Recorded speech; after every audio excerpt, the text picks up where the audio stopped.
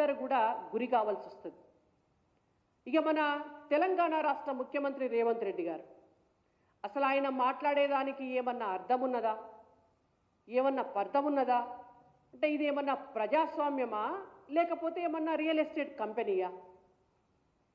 10 రూపాయలు పెడితే 20 రూపాయలు వస్తాయా, 1,00,000 పెడితే 2 లక్షలు వస్తాయా అని మనం రియల్ ఎస్టేట్ దందా చేసేటప్పుడు ఆలోచిస్తారు.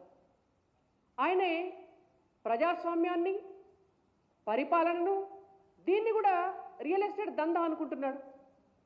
ఎక్కడైనా ప్రపంచంలో ఎక్కడన్నా సంపాదనను బట్టి హక్కులుంటాయా మనుషులకి?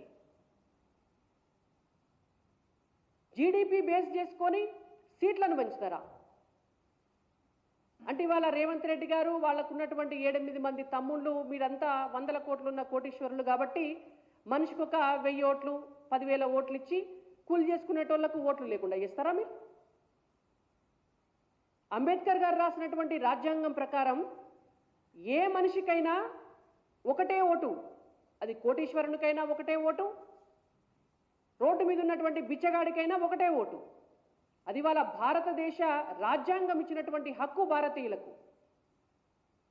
అటువంటి భారతదేశంలో పైసలు ఎక్కువ సంపాదిస్తే ఎక్కువ సీట్లు ఇవ్వాలి, ఈ కొత్త కాన్సెప్ట్ తీసుకొచ్చినారు. మొత్తం అంటే రియల్ ఎస్టేట్ దందా చేసి చేసి చేసి చేసి రాష్ట్రంలో కూడా ఇప్పుడు ఆయన బిజినెసే కాబట్టి చేసేది, ఆయన మూలాలు కూడా అవే.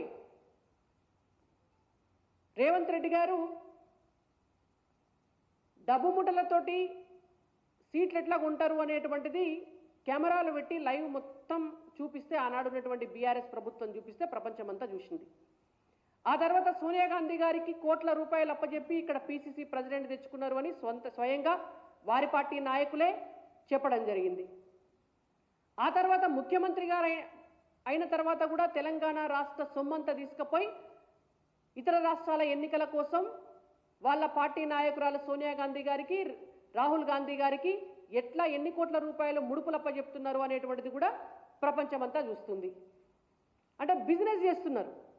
తెలంగాణ పైసలతోటి రేవంత్ రెడ్డి గారు బిజినెస్ చేస్తున్నారు. పీసీసీ చీఫ్ పదవి కొనుక్కున్నారు, సీఎం సీటు కొనుక్కున్నారు.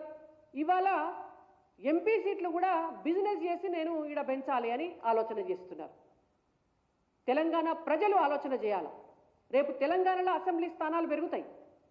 మరి మీకు Jubilee Hills, Gachibowli, Hitech City, Patancheru, ఇక్కడంతా కూడా సాఫ్ట్వేరు హార్డ్వేర్ ఇండస్ట్రీలు ఉంటాయి. ఆడికెళ్ళి పైసల ఉత్పాదన ఎక్కువ ఉంటుంది, వాళ్ళు ఎక్కువ పైసలు సంపాదిస్తారు.